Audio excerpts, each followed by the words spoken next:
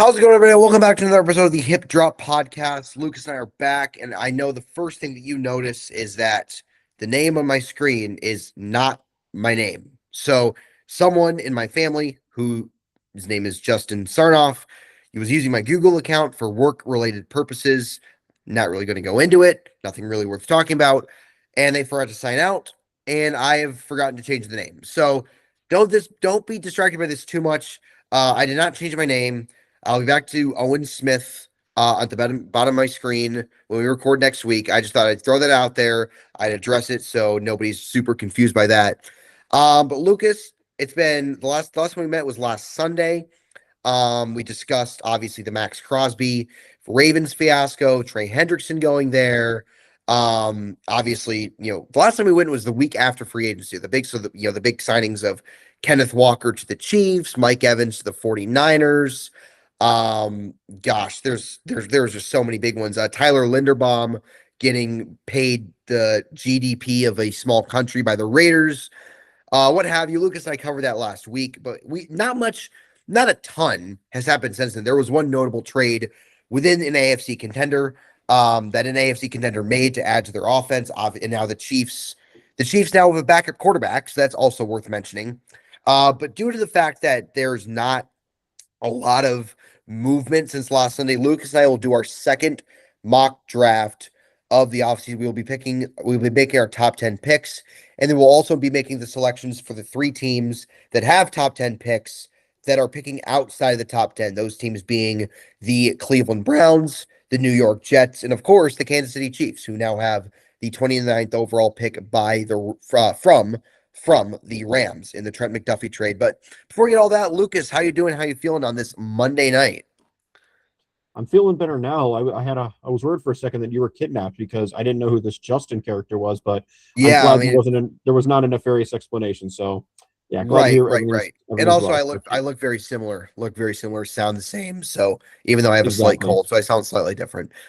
Exactly. Nevertheless, so the Denver Broncos. We'll start with the Broncos. They, in the week of free agency, were radio silent. They effectively did nothing. The only real movement they made was they brought back Alex Singleton. They re-signed him, who was their starting linebacker. And the only real guy who walked from last year's team was John Franklin Myers going to the Tennessee Titans. Other than that, it looked as if they were running back pretty much the exact same team they had last year. Which on one hand, it's like, okay, they were the one seed. They probably make the Super Bowl if Bo Nix does not get hurt. On the other hand, it's like, yeah, but like there's always room for improvement, and sitting and doing nothing doesn't always sit well with the fan base, especially for a team that is lacking in some areas, particularly on offense. Well, that was put to rest last Tuesday. Last Tuesday morning, they completed a trade with the Miami Dolphins to acquire wide receiver Jaylen Waddle in exchange for a first-round pick, I believe a third-round pick, and a fifth-round pick. Lucas, you can correct me if I'm wrong about that. But the Broncos do not have a first-round pick. They have the 30th overall pick they sent to the Miami Dolphins in exchange for Jaylen Waddle, who is going into his sixth season.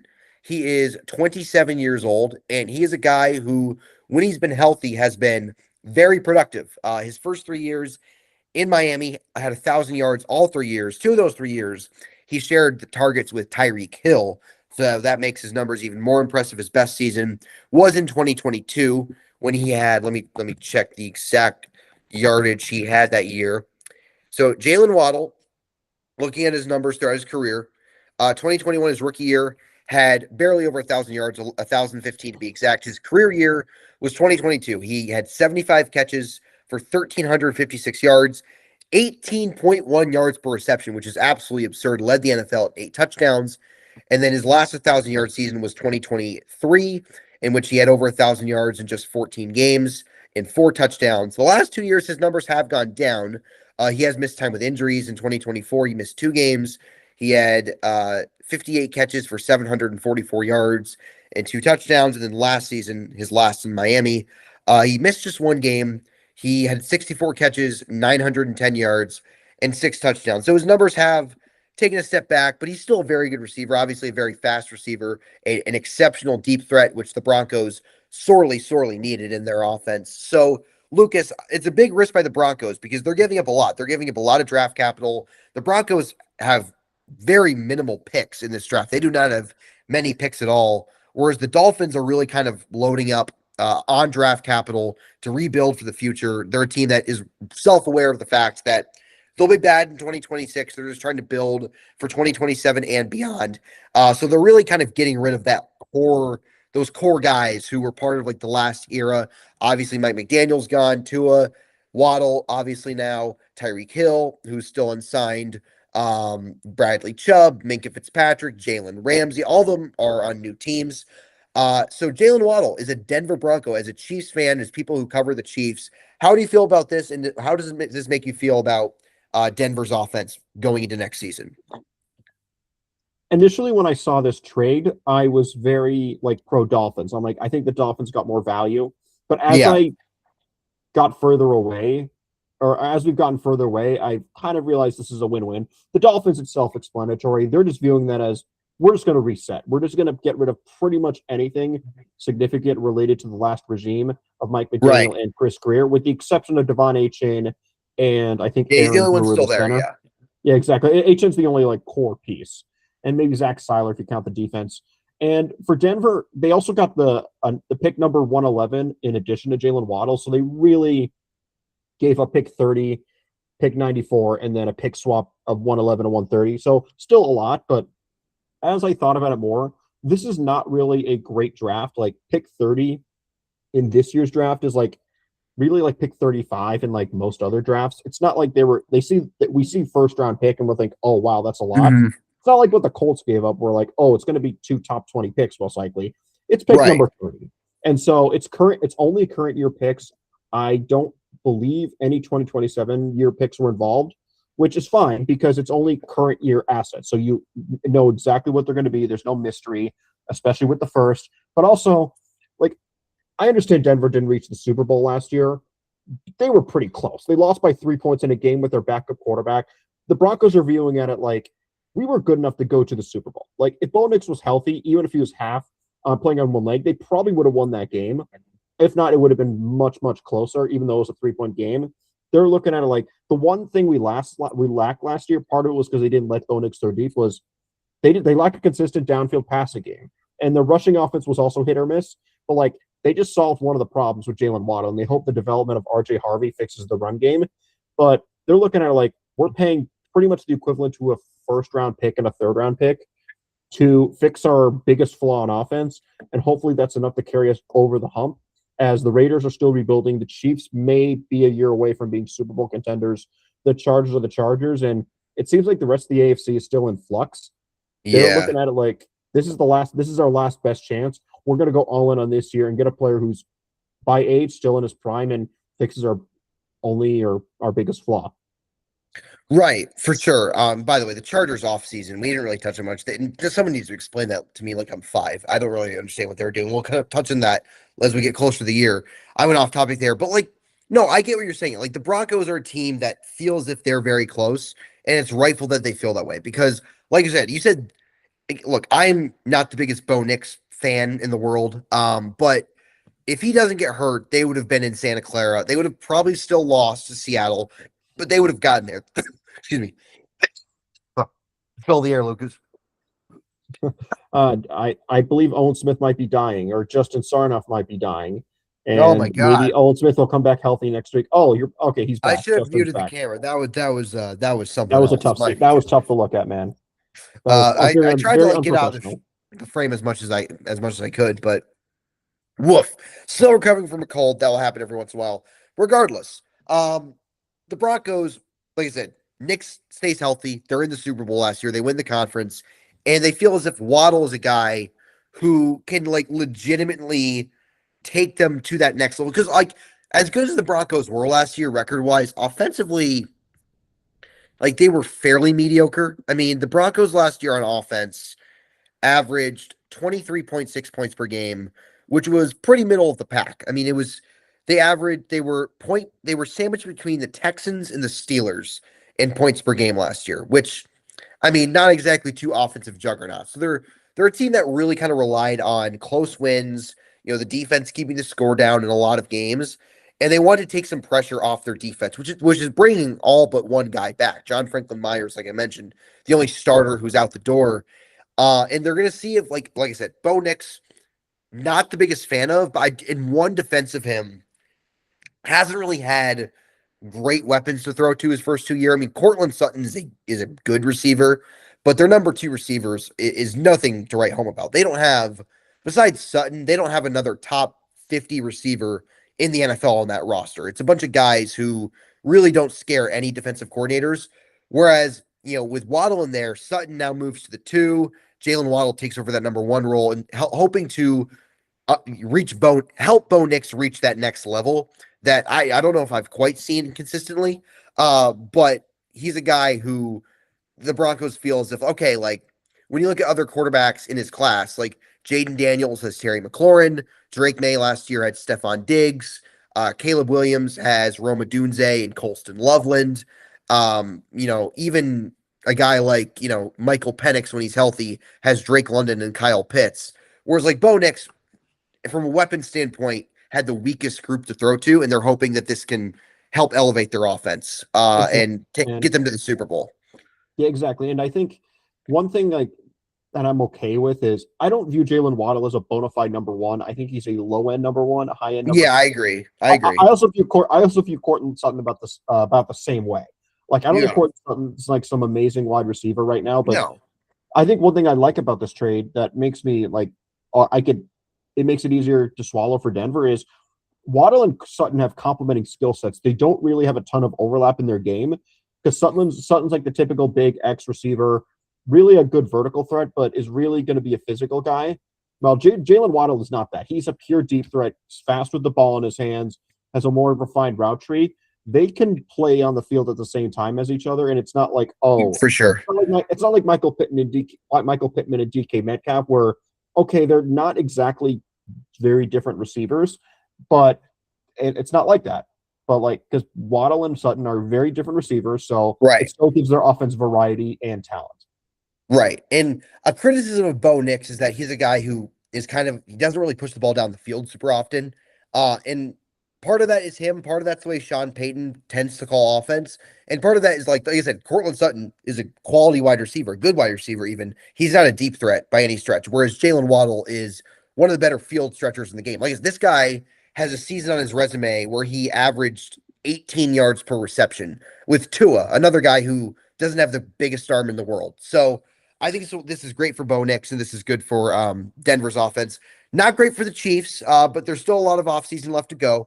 And that leads to our next section, because speaking of the Chiefs, they have a backup quarterback as Gardner Minshew. Last year's backup is now in Arizona. Chris Oladokun, I never want to see on an NFL field again unless he's playing against the Chiefs. Justin Fields was traded to Kansas City a week ago today, last Monday morning, in exchange for a 2027 sixth-round pick. So Fields will now be on his fourth team in as many years, of course. Started with the Bears, was there for 3 years, spent a year with the Steelers. He started that season. He started the first 6 games that year and was replaced by Russell Wilson. And then, of course, last year was with the Jets. He was not good at all last season when he played. They benched him and then traded him with a year left on his contract. So Fields is a guy who quite honestly, not to be crude, am not a fan of. I don't think he's very good.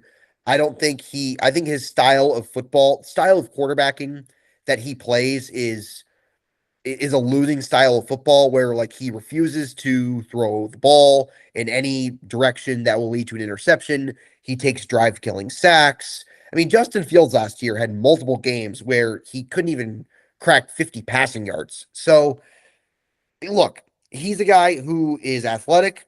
He might provide some value in terms of the Chiefs giving him packages because of his athleticism. That you could run like an option play with him and Kenneth Walker. They could maybe use him for quarterback sneaks, which they literally have not run a quarterback sneak since 2019. But if Mahomes has to miss a game or two and Justin Fields actually has to play quarterback, the Chiefs might be in trouble, to be honest with you. So I don't love the move. I would have preferred Jimmy Garoppolo. I would have preferred Kirk Cousins if he's willing to come here and be a backup.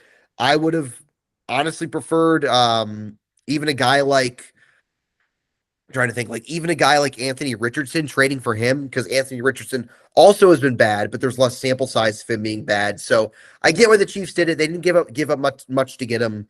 The Jets are paying the remaining year of his contract, but at least I think so. I could be wrong about that. But Lucas, your thoughts on the Chiefs' new backup quarterback?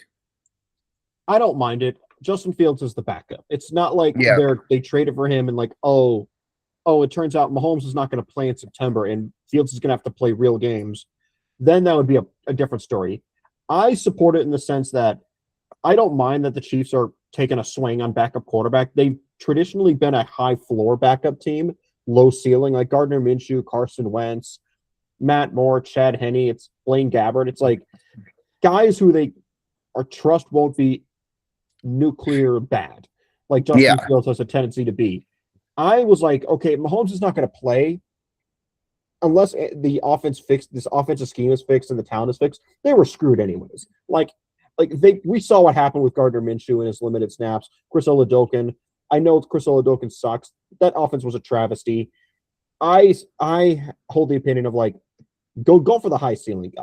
Like I yeah, know if they play 3 games, Justin Fields might be terrible in 2 of them, but in that one game he's going to be better than he's going to play better than any game that Carson Wentz, Blaine Gabbert, or Gardner Minshew would have.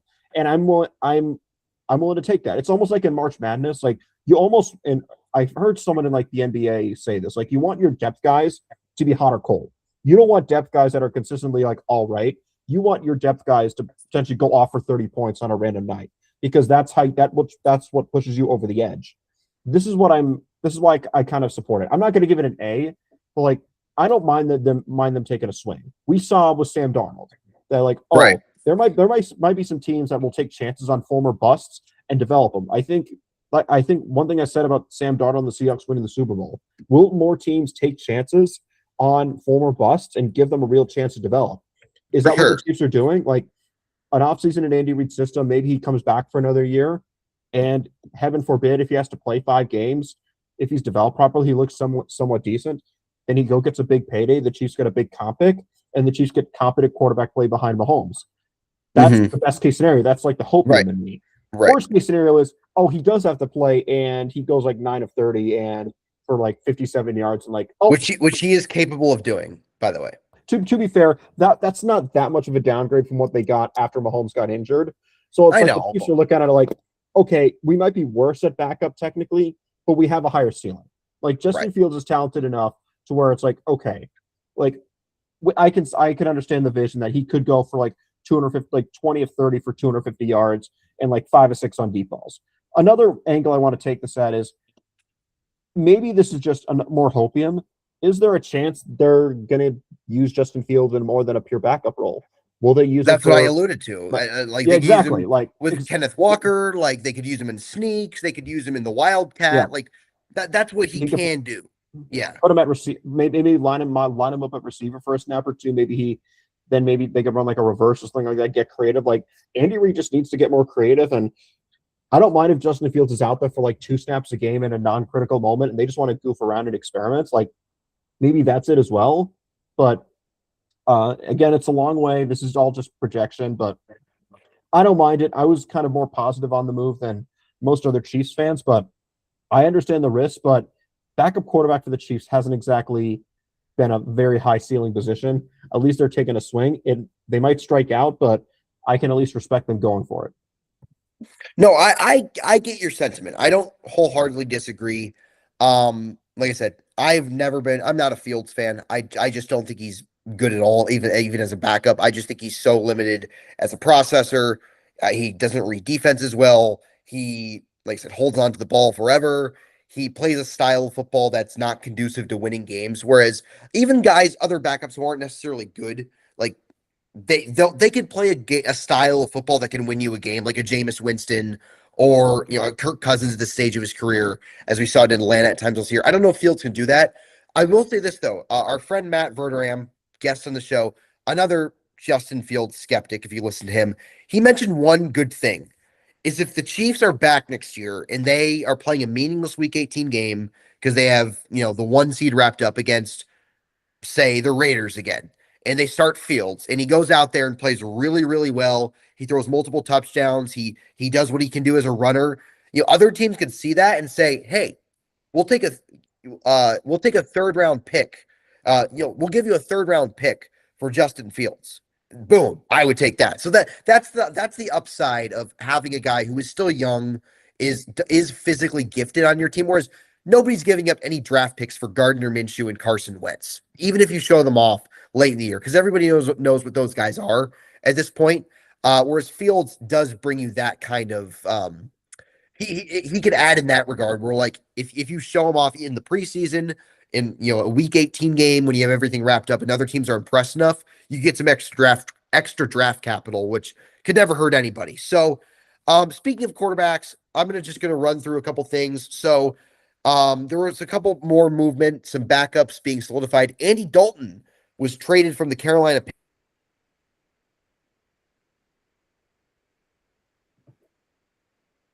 It looks like Owen Smith dropped off, or Justin Sarnoff dropped off. Not sure what happened. I'm back. Okay, he's back. Okay. I'm back. That was weird. I thought you died for a second. So as I was saying, Andy Dalton, still in the league, stalling around, was traded to the Eagles from the Panthers. That was expected when the Panthers signed Kenny Pickett a couple weeks ago. Carson Wentz re-signed with the Vikings, so the Vikings now have 3 quarterbacks in the room. Kyler Murray, of course, we talked about last week. JJ McCarthy and Carson Wentz is back there. Some guys that are still out there at the quarterback position. You see, there we go. So some guys that are still out there. Kirk Cousins still unsigned. Aaron Rodgers still unsigned. I think we know where he's going to end up. Russell Wilson still out there. Zach Wilson still out there. Tyrod Taylor, Joe Flacco, Cooper Rush, Jimmy Garoppolo. So a lot of veterans, a lot of guys who've been around for a while. Pretty low upside guys, but guys who just are there for vibes at this point. Guys, so they're still out there. But that kind of ends the big movement around the NFL. I mean, I think the biggest story was the Waddle trade. We want to talk about Fields because that's our team. That's be interesting to see like what he can add to the team. Like we said, if Andy Reid has any creativity in him left. But that leads us to our mock draft. We're into our second mock draft. It's been a few weeks since we did our first one. So Lucas, you did the odds and I did the evens last time. So would you be okay if we switched it around? I do the odds and you do the evens. I was actually going to suggest that. Okay. I was going to suggest that. So that's good. Right. So, okay. Can you see my screen and thus the audience can see the screen? Yeah, I can see it. Yeah. Okay. So how we're going to do, we're on Pro Football Focus. Each of the first 10 picks, I'm going to select. Every other team that's not highlighted is going to be auto-picked. And because we're only doing the first round, it is only going to be the first round. So we're not going to, sorry, Colts, Falcons, Packers, Jaguars, and Broncos fans. You'll use your picks to get other players. We're not going to discuss that.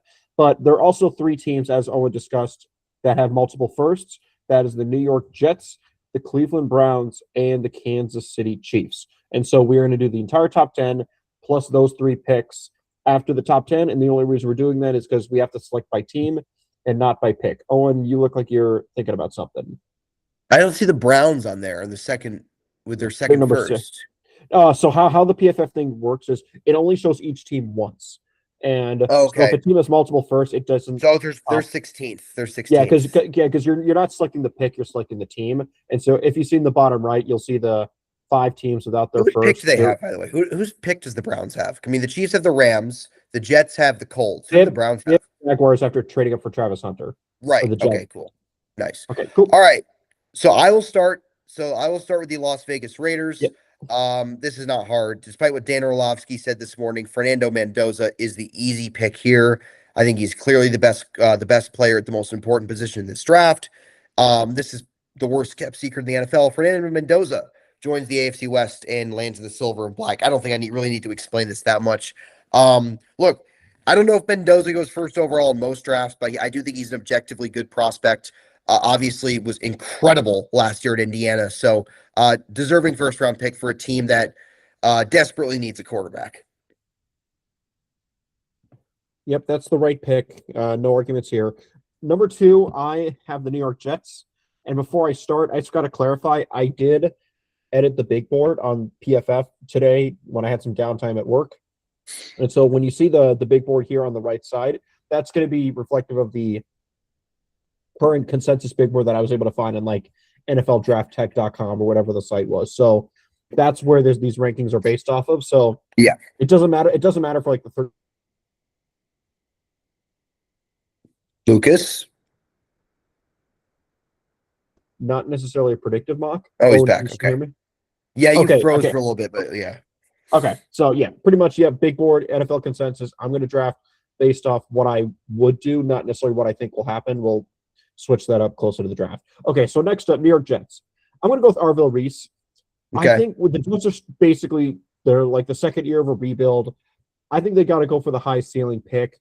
I think that's Arvell Reese. I don't know if he could be a full-time pass rusher, but I do know he can be a defensive weapon. And there is a chance he develops into an all-pro pass rusher, or the bare minimum, he's like a Pro Bowl pass rusher and like a Pro Bowl caliber linebacker. Just give Aaron Glenn a toy to goof around with in the front seven. So I'll start off that pick there with Arvell Reese. Yeah, I feel like that's kind of the consensus pick. I feel like a lot of people feel like that's where the Jets would go. That's why them taking our last mock draft. So look, Reese is an athletic freak. I loved watching him at Ohio State. Somebody compared Arvell Reese to like a more athletic version of Micah Parsons, which literally might be the greatest football player ever. So I don't know if he's that, but I can see the comparison where he's very versatile, can play all along the defensive front. So I think he's a guy. I think he's a guy that the Jets would be lucky to have there to help revamp that defense a little bit. All right, next up, I have the Arizona Cardinals. I'm going to go with something that will make a lot of Chiefs fans take a sigh of relief. Francis Mauigoa, offensive tackle from the University of Miami, going to Arizona. Look, the Cardinals need some stability on the offensive line. You know, you have Paris Johnson Jr. at one tackle position, but their other tackle position is really, really questionable. And you could argue they should take Jeremiah Love here, but they do have James Conner, who is coming back from a serious injury. And I feel like if you're the Cardinals, you're picking third overall. You have more needs than the running back position, you know? So I feel like taking a tackle would make more sense, make life easier for Jacoby Brissett next season. It's a team that's not going to win a lot of games next year, but like you're trying to build back to some respectability. And I think doing that will be rebuilding that offensive line. So I like Mauigoa. I don't like him as much as I did, Joe Alt or Armand Membo in the last handful of years, but I do think he's a good tackle prospect, and I think he fills a need that the Cardinals have. Yep. I don't hate the pick. The Cardinals are in a very weird spot where their needs that they actually need, there's not like home run picks there at number 3. Like, right. They need a quarterback. Sure. I mean, I like Jacoby Brissett as a backup, but like you're not taking Ty Simpson third overall. Exactly. I'd be shocked if they did. Exactly. And maybe they end up going Sonny Styles, but like linebacker is one of those positions that's I think I don't do the math. I'm pretty sure linebacker off ball has the highest bust rate of any position picked in the first round in the past like 10 years, maybe outside of quarterback. So that just shows like, ooh, maybe like Sonny Styles isn't the guy we thought he was, but gives us a pause. But nonetheless, I move on. The Tennessee Titans. I might go Sonny Styles here. Like, I know I just said, linebacker is like huge bust rate. Like, can Robert Saleh that's the thing. Like Sonny Styles with Robert Saleh, I think that would take the bust potential. I'm gonna do it. I'm gonna take Sonny Styles. I was gonna pencil in Jeremiah Love, but maybe the Titans are like, okay, we can get Jadarian Price at the top of the second instead of we get the potential all-pro linebacker. I will say one of the reasons why linebacker has such a huge bust rate is that it's just heavily dependent on your instincts. And I don't know if Sonny Styles has those instincts yet. He is transitioning from safety, but also like if it's just because it's a non-valuable position, kind of like running back, if you're not an all-pro and you're just a really good player, like a really good linebacker is not worth a top 5 pick. Like Nick Bolton is not worth a top 5 pick. So he almost has to reach his ceiling to be worth this pick. And that's why I don't like taking like off-ball linebackers or running backs inside of the top 10 is because in order to be objectively worth a pick, they have to be basically an all-pro. And Luke Kuechly, exactly. Fred Warner, like that level of player. Exactly. And so like, I don't think Robert Saleh will care. They technically, I think, need a linebacker according to PFF's biggest needs, but I think it might end up being Jeremiah Love, but maybe you just give your defensive-minded head coach a toy and make sure his unit is perfectly in lockstep before they start the season. And I mentioned Fred Warner. Who coached Fred Warner in San Francisco? Robert Saleh Oh, for the first couple of years. oh Yeah, yeah, so I mean, like that's kind of, exactly. and that's the player that Sonny Styles. People, I can't talk today. Case the Mondays. People have compared Sonny Styles to is Fred Warner. So maybe that is what Robert Saleh sees there and could create the next Fred Warner, which is never a bad thing for your defense. All right, next up, the New York Football Giants. Their needs here are wide receiver, guard, linebacker, and safety. The last mock draft, we had them taking Caleb Downs. But Caleb Downs has had some medical concerns come out. Obviously, he's still an excellent football player.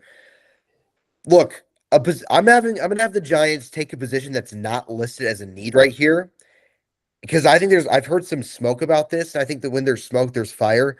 I have them taking Jeremiah Love, fifth overall, to the Giants. Look, the Giants, the last time a running back went this high, they also went to the Giants. That was, of course, Saquon Barkley. The thing about the Giants is like they have decent running backs. Tyrone Tracy and Cam Scatterbo is a objectively moderately above average running back tandem. Like it's not bad, but like you're not passing up on Jeremiah Love because you have Cam Scatterbo coming off a broken leg or a broken ankle and Tyrone Tracy. Like Jeremiah Love is widely viewed as like a generational type running back prospect. And if you're the Giants, like the Giants are a team that's added a lot in free agency. Like they added a bunch of guys from the Ravens. They brought in Tremaine Edmonds. They they um they re-signed Jermaine, I can't pronounce his last name, the right tackle who had a really good season last year.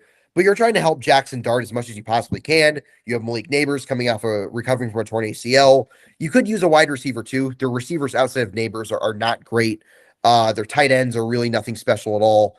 But Jeremiah Love is the level of player that I think can elevate an offense. And I just think the Giants won't pass up this opportunity here. So is it a pick that I would make if I was them? No, because I feel like they have more needs than a running back. But I just this is what I see them doing. Yeah, I don't blame you. I think it's going to be Love, Styles, Caleb Downs, or Carnell Tate. It's going to be one of those four. We know they're not going to take a pass rusher, so no David Bailey or Ruben Bain. So yeah, and maybe they could take an offensive lineman, Francis Mauigoa. I could see that, but yeah, I think this is the right pick. So I'm up next with Cleveland. A couple of ways I can go here. They spent a lot of money on the offensive line: Zion Johnson, Elgton Jenkins, and Titus Howard. I think Jenkins will be the center. Zion Johnson will obviously play guard. Well, where will Titus Howard play? That's kind of the question. Will he play right tackle? Will he play right guard? Big question that needs to be answered. But I'm not going to take an offensive lineman here. Like maybe you can talk me into Spencer Fano. I'm not going to do that. I am going to go. I'm going to go low moving costs. I'm going to go Carnell Tate. I think this is the right pick for Cleveland. Yeah, I know you got sniped, but yeah. So I think Cleveland needs a lot. I even though I said I wouldn't take Spencer Fano, like I wouldn't hate it if they did. If they wanted to take Monroe Freeling, I wouldn't be opposed to that either. Maybe it makes more sense to trade up from, I think 23 is where they have their second pick, and then take Monroe Freeling to be their left tackle of the future. But in the end, they still need a wide receiver. I don't know if Carnell Tate could be a high end number one, but they need help everywhere on offense. And I think it starts with getting a wide receiver. Since there's not an offensive lineman here to take and not a quarterback, just go get a number one, low moving cost in Carnell Tate. Very interesting. There are some people within our Chiefs fandom community that would be very disappointed by the Browns if the Browns did that. But like the Browns need as much help offensively as they need, as they can get, rather. They are very punchless on offense, whereas like defensively they're pretty set. They have really good personnel there, but offensively they're probably the least outside of Quinshon Judkins and Harold Fannin, like in David Njoku. If they is David Njoku still there? Just I should know this, but like I think he's still unsigned as a free okay, he's agent. probably not going to be back. But like, regardless, outside of Judkins and Fannin, they probably have the least talented offense in football. They need a quarterback, but like, you're not. Nobody is worth. No quarterbacks are worth taking there at 6. Again, despite what was mentioned on Get Up this morning. So like, this is a good move for the Browns to at least give your offense some juice, some punch. I like Carnell Tate a lot. I think he's a stud. And he stays in Ohio. I mean, he's a hometown kid. So that could be another reason that the Browns go this route. All right, next up, the Washington Commanders. See their needs here: running back, receiver, defensive line, and safety. So Bain and Bailey are still on the board here, which I think would be pretty shocking if this happened. But the Commanders just gave Odafe Owe $100 million. So it feels like they're not going to go edge here because like they felt as if he's going to fix their edge problem. Man. And like at tackle, I mean, they have Tunsil there still. So I don't know if they take Fano unless they move him to guard. And at corner, I mean, I have their depth chart pulled up. Their corners right now are Mikey Sanders still and Trey Amos. Like that's not great.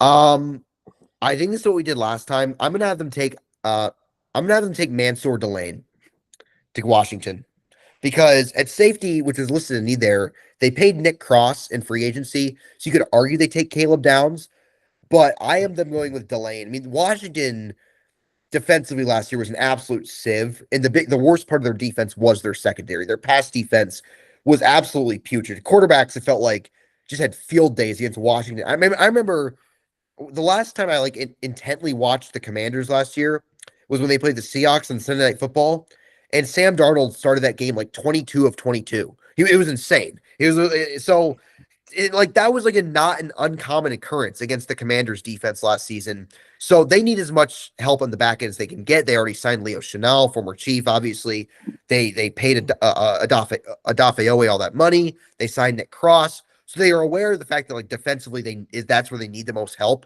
Offensively, they could use a wide receiver too, to Terry McLaurin.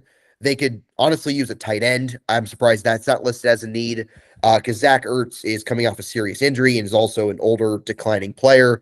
But you have a defensive coach and Dan Quinn. I think they go defense with Delane here, who is, in my opinion, clearly the best corner in this draft. Yeah, that's unfortunate because I was going to pick Mansour Delane for the New Orleans Saints. So, which would make sense because for obvious reasons, as same reason Carnell Tate makes sense for the Browns. So, yeah, and so if I have the New Orleans Saints here, this is tough. Like, there's no obvious pick. Like, Cameron Jordan maybe not coming back at this point. Who knows? Will they pick an offensive lineman for the third consecutive year with Caleb? They picked Talawese Fuanga 2 years ago. Last year, they picked Kelvin Banks. Could they go Spencer Fano and just show up one of the guard positions? But they could go wide receiver. Like, do they really trust Devon Vele to be the number 2 after Chris Olave? Yeah. This is tough. Like, will they need a pass rusher? I'm going to go. I mean, they have Carl Granderson and Chase Young they gave another contract to. So are they going to go pass rusher again? Kind of no man's land. I am going to go with – I'm still deciding. I am completely blanking right now. I'm going to go David Bailey. Like, I'm not a big fan of David. I watched him. I'm not a big fan of him. I think he's a decent fit for the Saints system. They could use a guy like him because Carl Granderson and Chase Young are more big, powerful guys. They could use a more stand-up edge rusher in David Bailey. After I started watching film, I'm not a big fan of him. Like, I think it's pretty clear that Ruben Bain is a better football player than David Bailey. It's not even close. But I do think he's a better run defender. That's for damn sure. David Bailey's a net negative against the run. He's a great pass rusher, in my opinion. I think Bailey's run defense moves are a little bit overrated, or like I don't think it's that big of a deal. My problem is when you watch him, I know I'm going on a little bit of a rant. I don't care about his production. I watched his production. He had a lot of Mickey Mouse sacks last year. He's making Frank Clark proud. Like, with how many fake sacks he had. And what I mean by fake is either he faced really, really bad tackles, and like because he has a great first step and he's explosive, which is objectively good, which is why he's worth the 8th pick in my opinion, but he's not worth a top 5 pick. He just would use his athleticism to win, and like it would use moves that would not work against all-pro tackles. Like, a rule of thumb is when you're watching pass rushers is there any chance that move that worked and got a sack? Any chance would that work against Trent Williams or a prime left tackle or Tristan Wirfs? And for David Bailey, a lot of his sacks were not that. It was either beating up on bad tackles in the Big 12 or quarterbacks that have no pocket management whatsoever and like just stood up at the worst times, and Bailey just had to go on and get him. Like right there. Wasn't a lot of like true wins, but I do think he has the athleticism, the first step, and explosiveness to be a high ceiling player. And maybe that's what the Saints focus towards. I think they would have picked Jeremiah Love, but they signed Travis Etienne, and I don't think Love will ever make it to 8. So I'm going to have them take the best player on the board according to the consensus big board, and that is David Bailey, and you're up with the Kansas City Chiefs. All right. So we look at the needs for our Chiefs. Wide receiver, edge, defensive back, running back, no longer a need because Kenneth Walker is thankfully in town to save the Chiefs running game. Scroll down, Lucas. I can't see him on the board. Scroll down. There he is. Mekhi Lemon, 9th overall to the Chiefs. And look, I don't know how big of a fan of this I would be, but like, is Mekhi Lemon just not the most classic Chiefs receiver? He's short and he's fast. Brett Veach loves short, fast receivers. See McCole Hardman. See Kadarius Toney, who he traded for. See Sky Moore, who he took 53rd overall back in 2022. Look, I think Mekhi Lemon is more talented than all those guys. I think he's a good prospect. I do think there's reasonable concerns. I think his size is a concern. Like, I think he's too small to play on the outside, but he is a burner. He has pretty good hands. Like, he is a deep threat, and the Chiefs are trying to build. Oh, no, I forgot to mention Xavier Worthy. Duh. Another small, fast receiver. So, like, you have two speed receivers who aren't very big in Worthy and Lemon, if this is the pick that they made. Another one in Tyquan Thornton. Like, it's just who the Chiefs like. They have a type at the receiver position. I think Cardell Tate's better than Mekhi Lemon. I don't think it's close. But if Tate's off the board to Cleveland, I think the Chiefs are prioritizing receiver in the draft, hence why they didn't really sign one in free agency or trade for one. I think Lemon is the guy here, which I would rather have them take Lemon than Spencer Fano. But look, it's not what I would do, but I think it's what Brett Veach is going to do because you can see this. Like, look, our deep passing game has been an absolute travesty for 3 years in a row. We tried it with Xavier Worthy. It's been pretty hit or miss with him as a deep threat. We'll see if Mekhi Lemon can help, unlock that part of Mahomes' game, help bring that back into his arsenal. So I think that's what they do here, 9th overall. I would take Ruben Bain if he's sitting right there. If they take Mekhi Lemon over Ruben Bain, I will not be happy. But I just think I think that's what we're gonna do. I think Veach is gonna fall in love, and Andy Reid for that matter, because he has a lot to say. They'll fall in love with his speed and his field stretching ability and take him 9th. Yeah, I cannot say that I would support this. Yeah. I don't know if they would make this pick in real life. Mekhi Lemon, I think, is a prospect you either love or you think is like overrated. Right. I think he can be kind of like Amon-Ra St. Brown. So I think in the right system, he could be really good. I don't know if that's Kansas City. I question whether he can consistently play on the outside, but I do think he can get open against man consistently. So I think it'd be worth it here. So next up with the Cincinnati Bengals, 10th overall, it's going to be one of the defensive players. I could go Spencer Fano to shore up their interior offensive line. They pay Boye Mafe, my old high school classmate, a lot of money. They still have Shamar Stewart for some reason. He was in your class? He wasn't my classmate. He was in a biology class with my brother when they were in 8th grade because he's the same class, high school class. But we overlapped 1 year, so gotcha. I could say I went to high school. No, you're fine. You're fine. I'm stuck between Bain and Downs. I don't know I think they might just go with low moving costs. The Bengals are a cheap organization. So I think I'm going to have them go Caleb Downs. They signed Brian Cook. I'm not going to click here, so because it's going to fast forward a bunch of picks. I don't know if the Bengals can. I know they signed Brian Cook, but I think Brian Cook is more of a traditional free safety, while Caleb Downs is like a more in the box. Like he's kind of like he's the conductor of the defense. I do think there are concerns with Caleb Downs. Like when I watched him more, I don't view him as a bona fide top 5 pick. He's like, I don't care about his ACL injury. He was like a degenerative ACL condition, like fully healthy. I don't think he's worth a top 5 pick. I think in this draft, he's worth about the 10th pick. The reason is he's not very athletic. He is a safety who has a high floor because he's very smart and very instinctive. So you're not going to have to worry about him being in the wrong position. He'll get his teammates in the right position. But athletically, I just don't think he has the athleticism to be a top 2 to 3 safety in the NFL. I just don't see it. I see the Eric Berry comparisons, and I do think Eric Berry was a tiny, tiny bit overrated. but in the same sense, I think Downs. How dare you? Just a tiny bit. Like I think Okay. peak Eric Berry is like wasn't the best safety in the NFL, but he's like the sixth best safety, and I think that's what Downs going to be. But I think in a draft where there's not a lot of premium talent, I think Caleb Downs is on the lower end of the blue chip talent spectrum of this draft. I question his ceiling because his athleticism is not as awesome as you would like it to be. I think Kyle Hamilton was a better overall prospect than Caleb Downs, but in a draft like this, I don't think the Bengals are going to regret passing on him. So I'm going to have Caleb Downs go to the Bengals at number 10 overall. Okay, next pickup will be the New York Jets at 16. Do you just want to take this pick because for sure. Your turn? The next pick. Sorry, 16th overall, the New York Jets. Okay, so if we look at who's off the board here, or on I got the board. someone I would love here to the Jets. But okay, so their needs. Quarterback. I'm gonna let you pick your guy, and then I'll say who I was gonna pick, and then it's been where do they have Bane going, by the way? Where they have Bane going?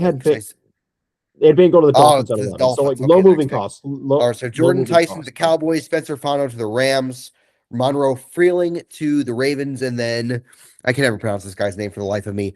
Ione, the guard from Penn State, to the Buccaneers. Okay, Jets needs quarterback. I don't think they do that here. Wide receiver. That's a possibility. Edge, corner. I don't mean to be lazy and take the guy at the top of the board. Take the guy at the top of the board, but I'm going to go with Jermon McCoy to the Jets here with the 16th overall pick. Look, the Jets didn't have an interception last year, so they are trying to fix that pass defense to the highest capacity. They trade for Minkah Fitzpatrick to shore up their safety room. And look, Aaron Glenn is a former cornerback, was a former Pro Bowl cornerback.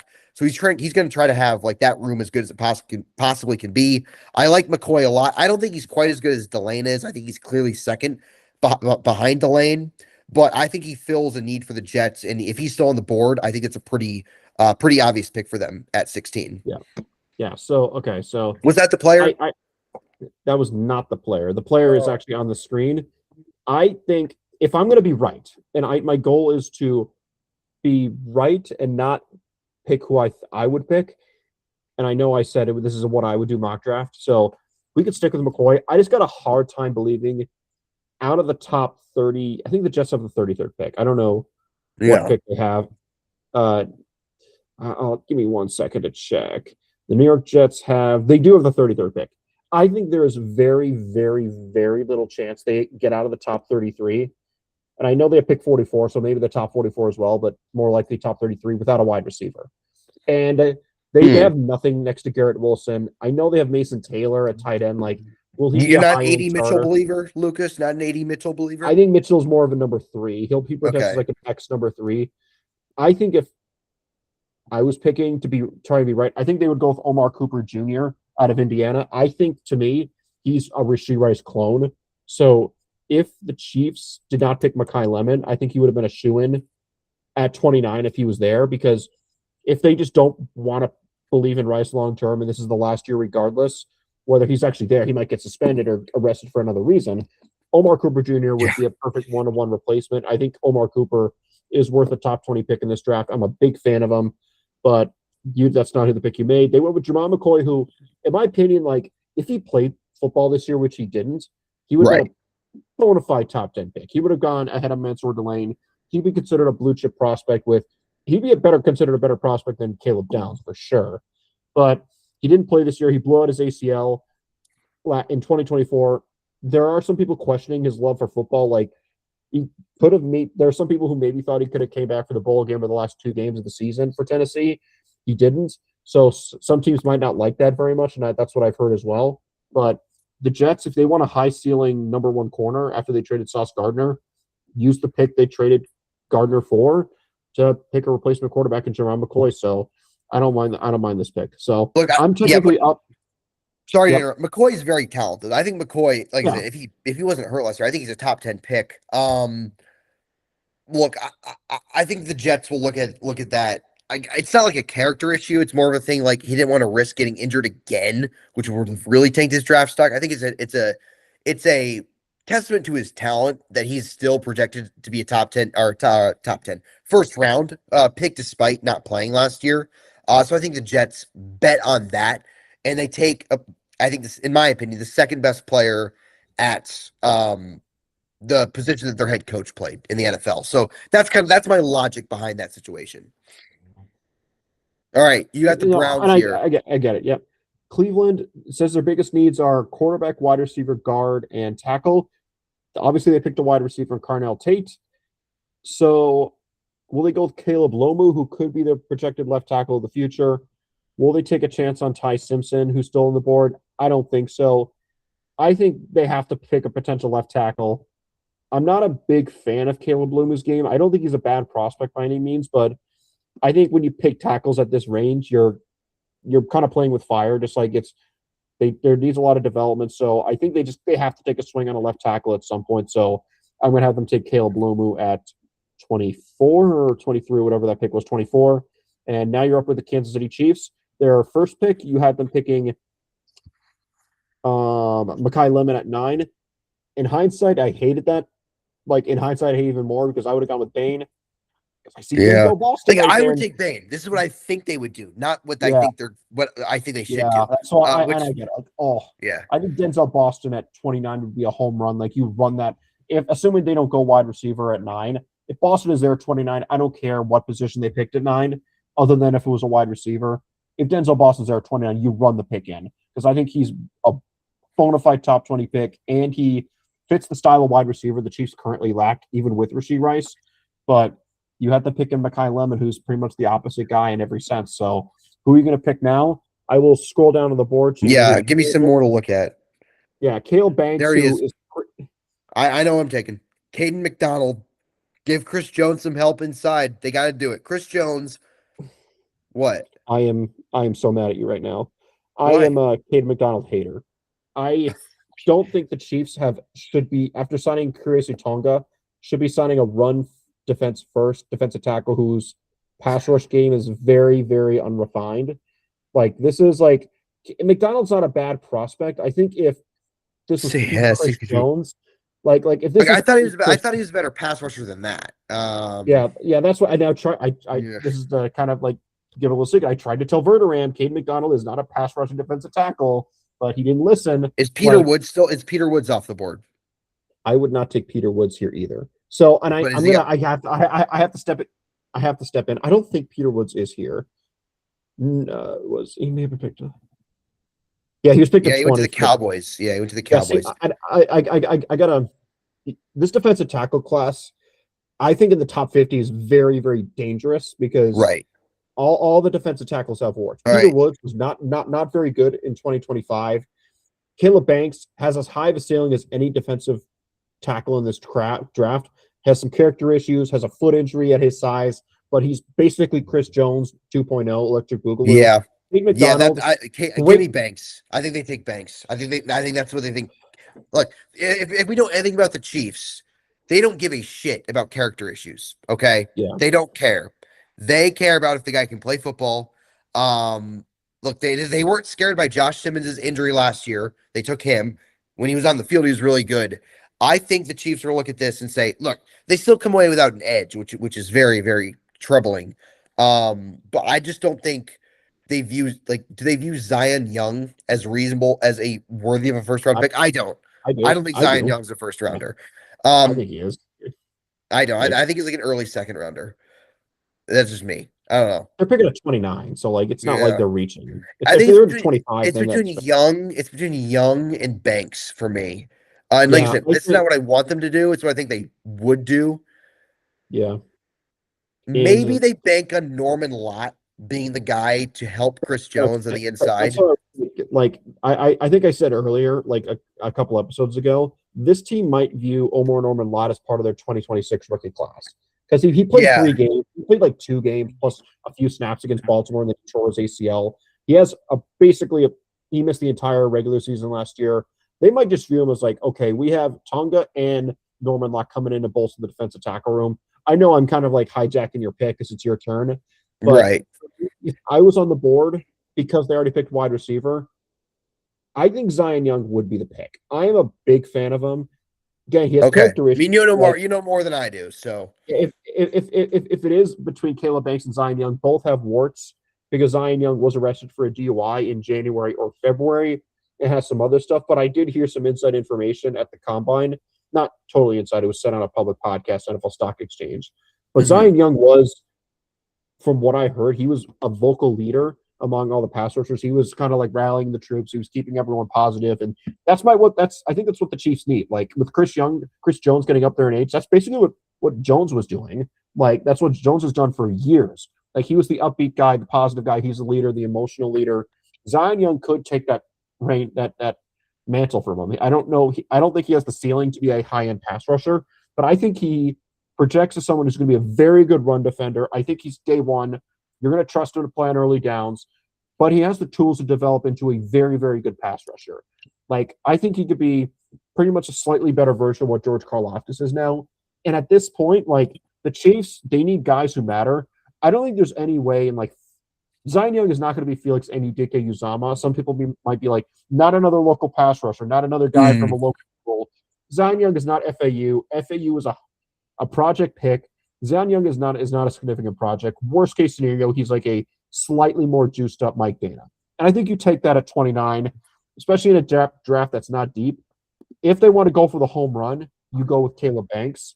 If you want to go for the guy who's very likely going to be a very good a double that has a chance to turn into a triple, you go with Zion Young. It just depends on your flavor. I'm not going to force you to pick, but those are the two guys I would pick between. Is Caleb Banks gives you the all-pro potential, but a lot of bust, a lot of red flags.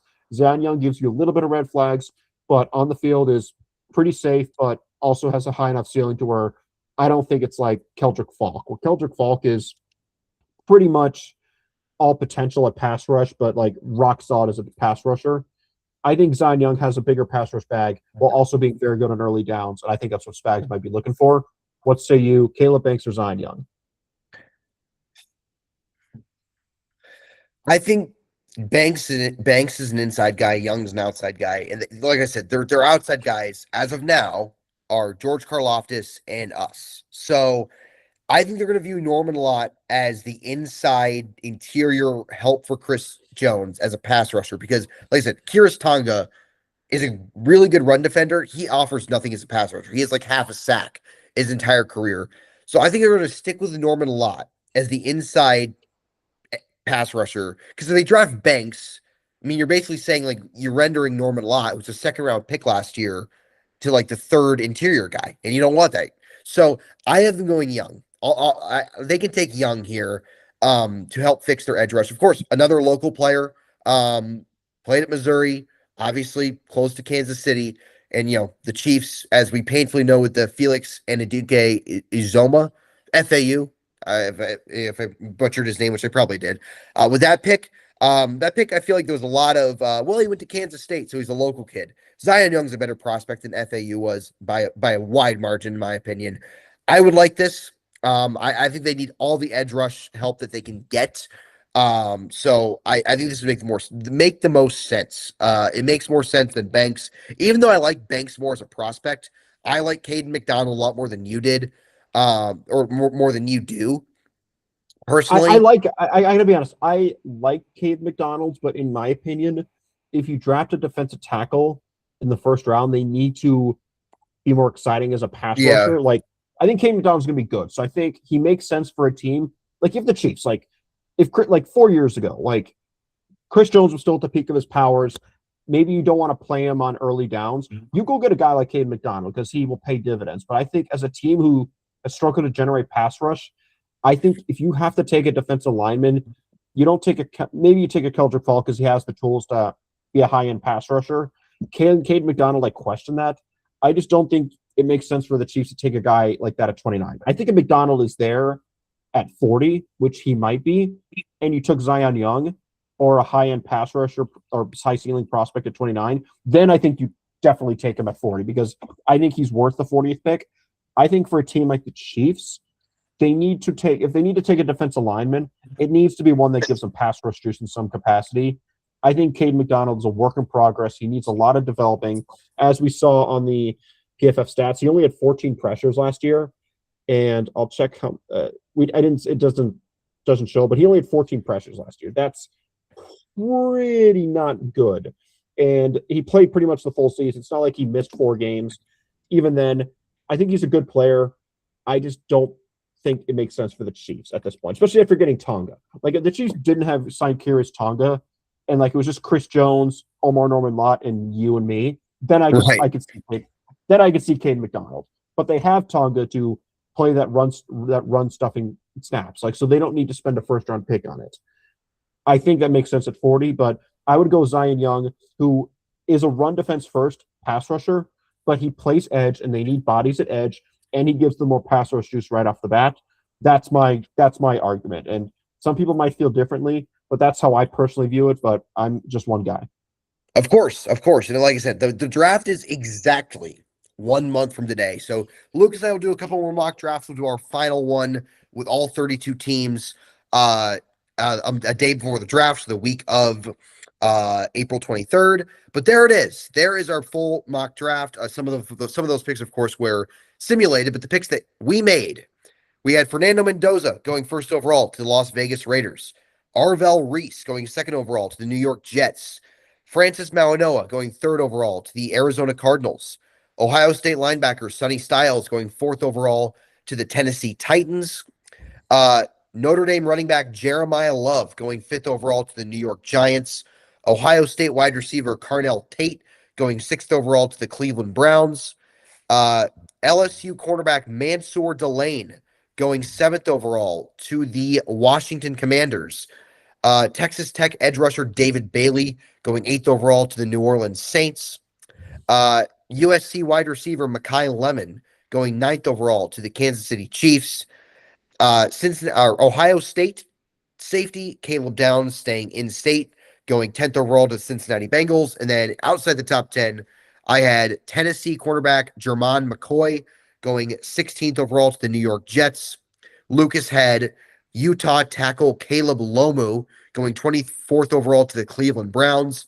And then I had the Chiefs' second pick being a hometown player, Zion Young, edge rusher from the University of Missouri, going to Cleveland. So there it is. There's our full first round. There's the picks. I just went over the picks that we made. Of course, we'll go through all 32 next month. But Lucas, do you have any parting thoughts before we go? I do not. I'm glad with how this mock draft turned out. I like Mekhi Lemon, so I wouldn't mind it. I would have preferred Ruben Bain, but I think getting Zion Young at 29 is not a bad consolation prize. So I think it turned out pretty well. We'll see. We'll have a better understanding in 3 weeks as it gets closer and teams fill some other needs through trades and free agency. But I love doing mock drafts, so I'm never going to say no.